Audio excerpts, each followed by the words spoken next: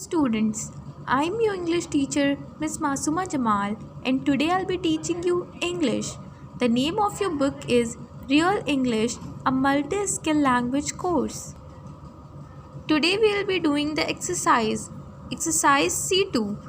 Complete the following sentences using that or this.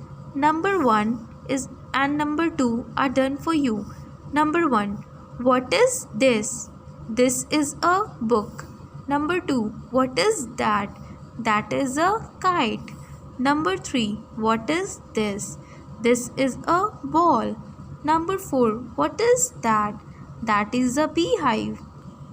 Number 5. What is this? This is a dog. Number 6. What is that? That is an aeroplane. Number 7. What is that? That is a van. Number 8. What is this? This is an ant. Number 9. What is this? This is an ice cream. Number 10. What is that? That is a star.